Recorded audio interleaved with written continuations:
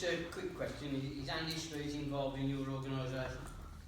Well, Andy Street is a Conservative mayor and from the Green Party. Is he involved? Not where this concerned. Is he involved? So, well, I'm a Green Party councillor, Yeah. so he's not a member of the Green Party, he's a member of the I Conservative respect Party. that. You're not at the group as such. The what, sorry? What you're doing. Oh, the climate you mean? Is he involved in what you're doing in the group? In the task force. So he's not, Andy Street isn't on the task force. That's what I want to know. And secondly, just to follow up, it's probably, are you just representing the Birmingham area? So I'm a councillor on Birmingham City Council. So I represent a ward which is Drury's Monhill, which is in the south of the city. So because I'm here tonight really as a Green Party councillor generally, because I was asked to speak. Fair enough, I just wondered where you're involved, because 12 more down the road, we've got a right performance. My colleague is on the board with me. There's a tip there which nobody's bothered about, which stinking off on waterwood house, and all everybody was bobbing it off. Oh, we're looking into this, we're looking into that. We're going to, well, Stuart, you can laugh on that, it's laughable, but it's bloody serious. And what it's all about is sitting there getting the money. One person at a time, please. Yeah, so that's the Yeah, so I'm Birmingham. Yeah. Okay. Next question. Yeah. Stuart? Yeah, I'd like you to... Stuart Richardson, National Education Union Delegate and Treasurer of the Trade Council. I'd like you to say a little bit in detail what your views on the Clean Air Zone. And I'd just like to say we have discussed it in the executive of the Trades Council and in the NEU, and I know Eunice is very concerned because obviously trade unions should be supporting this, having clean air, because the particles of PM25, PM10 are very dangerous in terms of strokes and heart disease. But the policy of the council of, charging poor working class people who own cars £8 a day, £40 a week. And for instance, the NEU, we have a lot of teachers who work in the north, live in the south, or live in the north and work in the south. It's a considerable burden, and they don't seem to have developed any sort of notion of free public transport. I mean, many cities, Wolverhampton, Graham was informed me last a couple of months ago, they have a bus, 500 bus, which goes around the city centre, is free. I believe in Manchester they have a free tram that goes around. It seems perfectly possible, and we don't really have the precise plan for this. This needs to be worked out as a trade union campaign, but of some sort of car parks built around the Clean Air Zone, and then a free public transport bus service taking people into it, which I think would be very, very good in the sense of, one of the ways to deal with the monopoly and the massive impact of the car is developing free bus travel, but also it's a sort of a solution that of interest in poor working class people, etc. So we've discussed it in these trade union bodies, and we think that some sort of campaign will be useful prior to the July. And if this doesn't happen, what you're going to have is this sort of real right-wing Trumpite type of rebellion, where it says transport revolution is a road to ruin, say critics. And this is in the Birmingham Post a couple of weeks ago, So I think it's a trade union move, very, very important, that tries to moderate this plan seriously and tries to improve it. Thank you. There was one more question. Okay. Steve? Steve Booth, Unison Birmingham City Council branch. Yes. As I presume you're aware, there's last week the head of corporate comms didn't ask me anything on GAMA, the internal corporate social network, around the Clean Air Zone. And the bulk of the discussion there has been around public transport, because in this city it is shockingly bad. I get the bus in from Burke to Sheldon every morning, and typically typically I'm waiting 40 minutes at the stop. This morning the 8.23 showed up at 9.04 because it's run by National Express. So, what are you going to do about it? You have the power, you are a councillor. Well, you should have the power. Well, at least you would have the power if the councillors do something about the senior officers. So, well, first I'm an opposition councillor, so I'm not in administration. So that kind of hard power I don't have much of, unfortunately, as much as I might like that situation to be different. You're absolutely right about what you said about the bus service, in terms of who owns it and how it's run. I mean, yeah, there are some bus operators around the country that are still municipally owned, and they are, no surprises, some of the best bus operators in the country. The Bus Act that was passed a year or two ago basically stopped councils or bodies like Transport Festivals taking buses back into public ownership, which was, you know, out of order in my book. I think councils should have had that option. And you know, it's clear that the operators that are still left, the few remaining that were privatised, are some of the best, and that's my view, for instance. The one upshot of that Bus Act was that it gave the metro mayors the power to regulate buses, which up to that point the only mayor who had that power was the Mayor of London. Unfortunately, our mayor, Andy Street, chooses not to use those powers, and wants to continue using the kind of partnership agreement, so let's all be nice to each other, to these operators, and it'll all be fine. And partnership agreements have delivered some improvements, but you can't get, you know, I personally think, if you can't own them, the next best thing is to regulate them. And, you know, there comes a point where to get the change you want, you need to have that sort of harder agreement and harder kind of relationship. And the Conservatives don't want to do that, which is, you know, no surprise there really.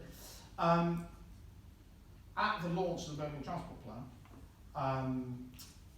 the Labour cabinet member for this council said, oh, there's nothing we can do about buses, which isn't strictly true, for the reasons I've just outlined, that actually the mayor, if he chose, could actually choose to take those back in house. And I was a bit frustrated at seems far, because that wasn't strictly true, and he could have called out that there's at least, you know, even diplomatically said there's a political difference there, you know, you can't take those powers, but the mayor can't use it. So I did challenge him at the next council and said, and actually brought this up at the next full council meeting and asked that question. So I did, in terms of what am I doing about it, I have asked that question and tried to push and, you know, say what you know, is this council in favour of this? The response I got was, didn't answer the questions why they kind of effectively didn't say the whole truth at that transport launch, but he said, oh, well, Labour are in favour of using those powers, and if we were the mayor, we will do that. At the moment, that's really helpless, obviously, after May, that might be different. But yeah, I'm, you know, advocating for that use of those powers. As a party, a Green Party in the mayor election will advocate for the mayor using those powers to regulate buses.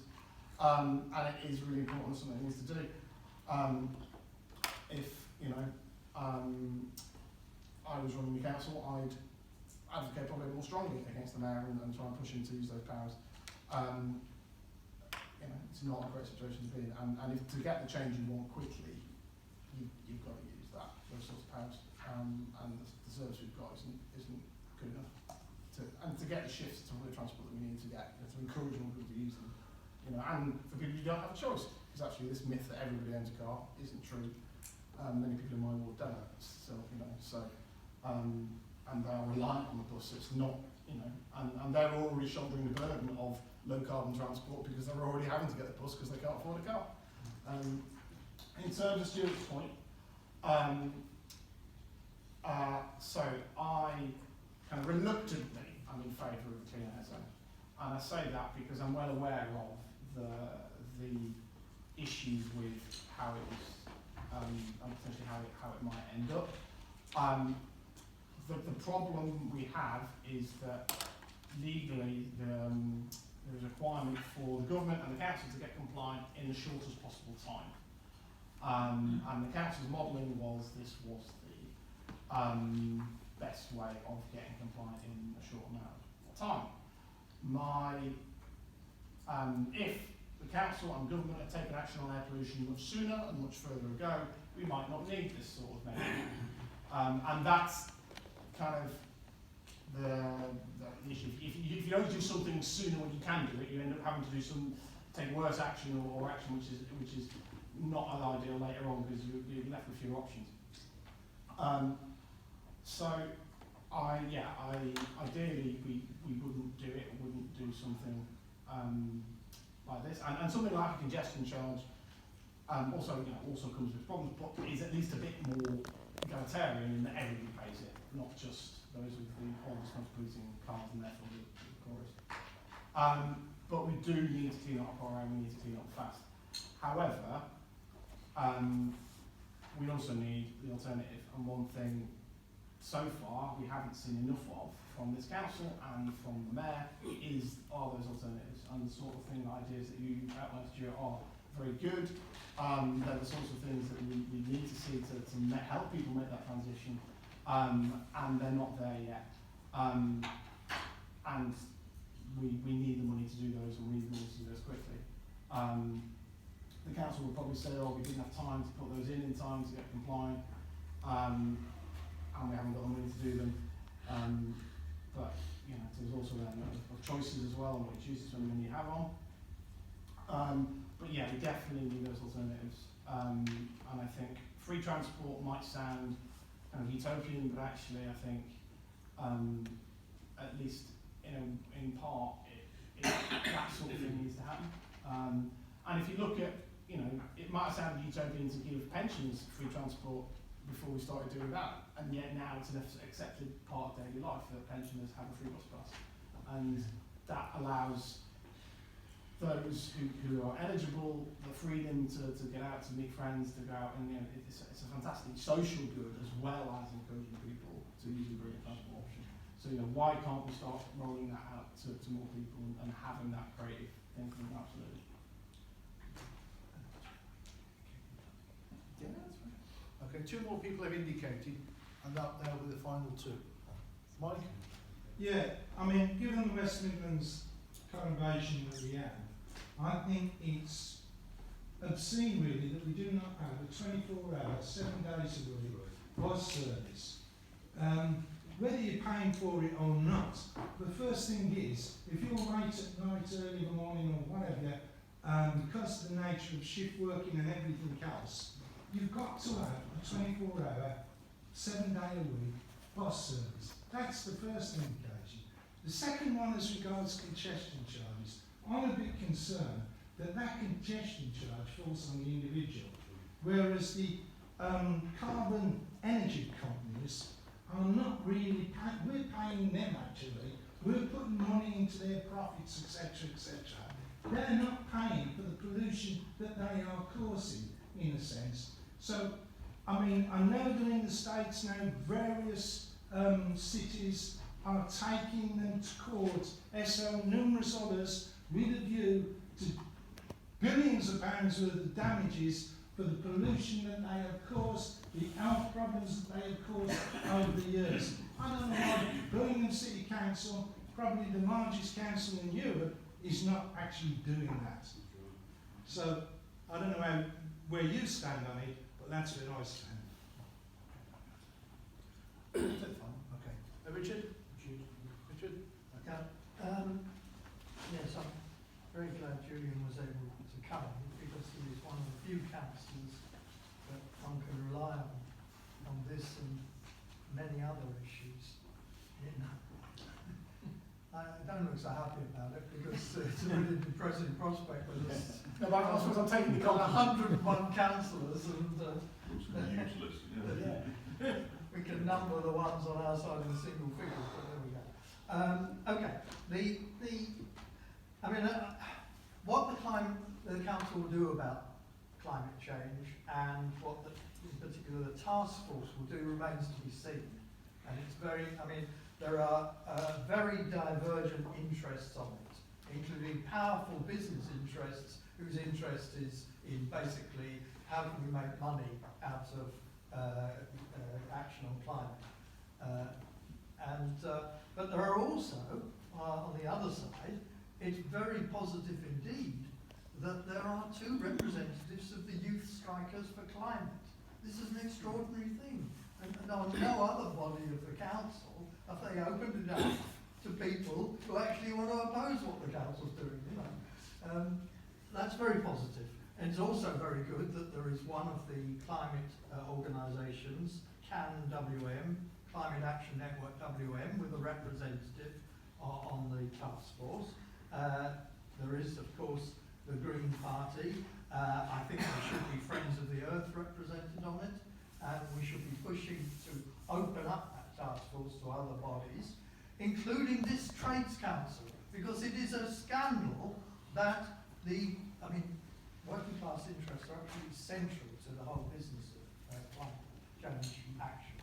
But there is no representative of Birmingham Trades Council on the Birmingham Emergency Task Force. What they did was to approach the Midlands TUC, who have chosen their own representative, who, have we all heard of Andrew Scattergood? Yeah. Has he ever been to one of our meetings? No. You're correct on both answers. And yet he is there representing you, representing us. And I think that's a disgrace. And I think now we have to take actually a harder line with the Midlands TUC over that. The task force and the climate emergency declaration opens up a whole, almost every issue has a connection to climate.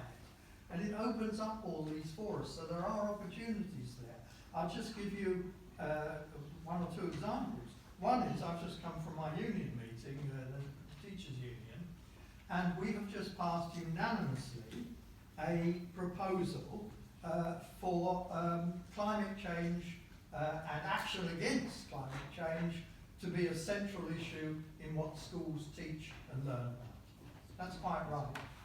And it's also an issue that schools can take into the community and learn from the community about. So that's very good, and we're going to have a climate action week every term in every school in the city. That's the outcome. And we're going to take that proposal, actually, which is sponsored by the Youth Strikers and supported by Climate Action Network West Midlands, is on the agenda of the next task force meeting. So we will be pushing hard for that. Incidentally, I bumped into Ian Ward, the council leader, and had a long talk with him about this proposal, which I've got some copies of here if anybody wants it. And he went through it point by point, including the things we call on the council to do, and said, yes, we can do all of those. So that's very positive. That's one opportunity that's opened up. Another is that perhaps the best thing I've seen at the task force meetings, and I've been to the last 2, was a presentation by somebody on behalf of University Hospital Birmingham, which is a huge enterprise, where they had done a serious analysis of the impact of everything they do on climate. And then secondly, they produced a strategy based on that of how they were going to try and tackle those issues. That's a very good thing to do. I think what the council should do and the task force should do is to call on every large organisation in the city to carry out an audit exactly like that of what their impact on climate is and what they're going to do about it.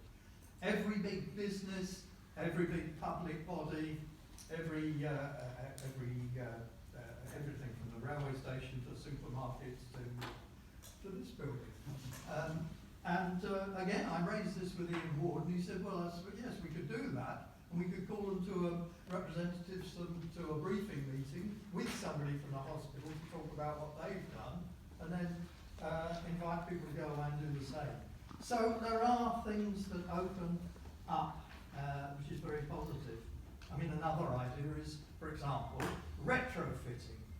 Now, I raised this because observers were allowed to take part in some of the discussion, in one of the discussions in the task force, because somebody representing business interests said, oh, let retrofitting, we can sort of set up a real business and do lots of business, not just in Birmingham, but elsewhere.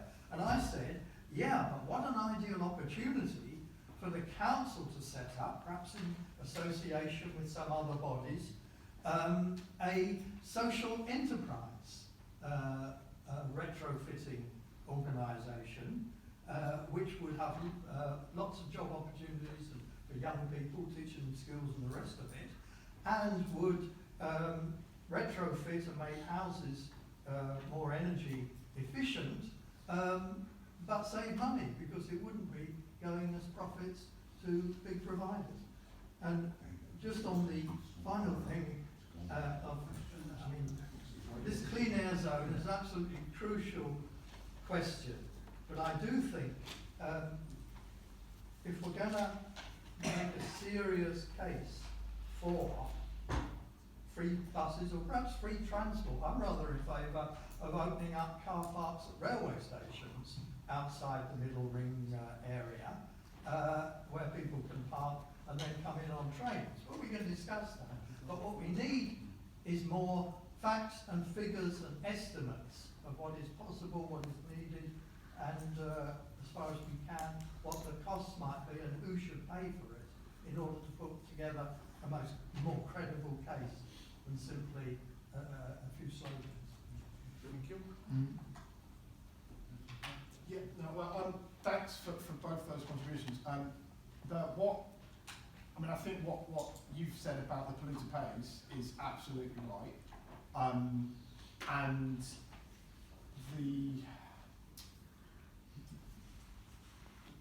if somebody can point me to powers that the council have got that they could use for that, I'd be interested.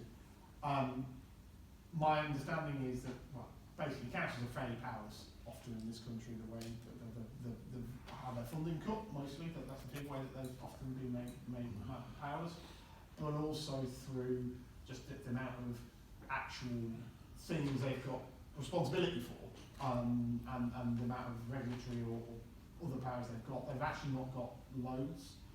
We're one of the most centralised countries in Europe, and in the world, like the USA and all the rest of it. You've got your states and cities, and that is a real shame. One of the reasons in the Green Party is we believe very much in subsidiarity, in power being devolved down to the lowest level you can devolve it, and much more power can be lowered down, and because a lot of those powers we're talking about how we make polluters more responsible rests with government nationally. I suppose it's how we do that around those powers. I think did you have another point? Was that the main, or was there something else? Well, it's also about the fact that in the States, various municipalities are actually taking to court the SOs of this world and everything else, and they're claiming billions of dollars in compensation for the pollution and the health situation that has been created. And that is great, and what I'd like to know is what powers have they got in the States that we haven't got, or maybe we have got here, that we can use to make a comparison. You can take people to court for anything, can't you? Yeah, whether it'll be successful. No City Council's track record of taking people to court is not great, as has been seen by bin workers versus the council on numerous occasions. They've employed about 100 solicitors, surely somebody there would do. You reckon? But no, I think that's One meeting, please. it is a really interesting point, though. And I think the principle is you're absolutely right. And polluters should be made to pay for the Not the damage. individual, because one of the things that bothers me is you're going to have austerity in the individual. We're the ones who are going to have to pay for cleaning up Yeah. this climate. That's what's got to stop. We've got be honest where it belongs. Absolutely. It's not about that. And I mean, the reason I'm in politics is because I'm about changing systems and policies, and I'm very often wary of campaigns which are just about behaviour change, and just putting all the onus on people to turn off a light bulb here and buy differently there, when actually you need to change the systems and policies which then make green the default and the easy and the cheap, and not something which people have to choose to do. So yeah, absolutely, the onus needs to be absolutely in the right place. Richard's points, as usual, very stimulating and interesting. I've quite enjoyed our email exchanges and your really thoughtful analysis. And I think what you said is absolutely right. And I think those are really ideas that the council really should, and task force really should take forward. And I think we come back to that issue of making sure that, and campaigning and pushing to make sure that we have those public transport alternatives. And again, that's an example of what I just talked about the policy and system change, and not just relying on the individuals having to change an action. And transport's a really, really good example of that. I suppose that's kind of, the end of my responses, I think. If anybody wants to kind of email me or stay in touch, please do get in touch. And I'd like to say thanks again for the opportunity to talk to you and have this discussion. I found it really useful and interesting. And yeah, thanks a lot, and hope you have too. Okay. Thank you. If I may formally thank Julian for his excellent contribution and in-depth analysis of the answer supplied tonight. It's a pity we haven't more people like him answering the questions I made. Thank you very much. Thank you very much, much appreciated. Okay. You're welcome to stay. No, unfortunately I've got to shoot, but thank you very, very much. Much appreciated.